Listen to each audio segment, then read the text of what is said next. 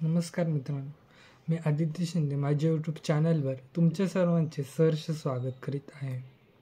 आज आपण प्राचीन भारताचा इतिहास जाणून घेणार आहोत. हडप्पा संस्कृतीच्या ऱ्हासानंतर जनपदे अस्तित्वात आली. जनपदे ही एक संकल्पना आहे.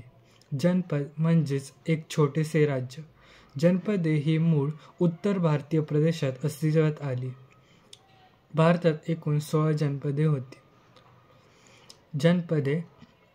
जनपदांचा विस्तार भारतातील उत्तरेकडील जम्मू काश्मीर राज्यापासून ते दक्षिणेकडील महाराष्ट्र राज्यांपर्यंत व भारताच्या पूर्वेकडील राजस्थान राज्यापासून ते भारताच्या पश्चिमेकडील बांगलादेश या देशापर्यंत आहे. भारताच्या इतिहासातील राजेशाहीची सुरुवात जनपदांपासून झाली.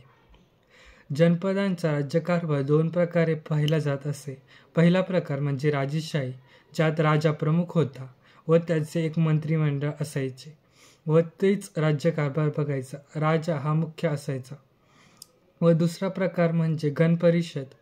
गणपरिषद यामध्ये राजकीय समिती होती, जो राजकीय समितीचा अध्यक्ष राजा होता व दुसरी संस्था म्हणजे गणपरिषद होती. गणपरिषद म्हणजे राज्यातील ज्येष्ठ व्यक्तींची एक सभा होती. ही सभा राज्यकारभारातील निर्णय एकत्र मिळून घेत असे व ही सभा ज्या ठिकाणी भरत असे त्या ठिकाणाला संथागार असे म्हटले जाई. भारतात एकूण 16 जनपदे होती. त्यातील 2 ही जनपदे सध्याच्या अफगाणिस्तान व पाकिस्तानमध्ये आहेत. कंबोज हे अफगाणिस्तानमध्ये तर कंधार हे पाकिस्तानमध्ये आहे. भारतात एकूण 14 जनपदे होती.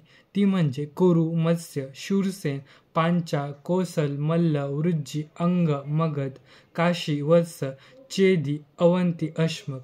जनपदांचा कालखंड इसवी सन पूर्व 600 ते 1000 मानला जातो. हा कालखंड वैदिकोत्तर कालखंड आहे असा मानला जातो. धन्यवाद.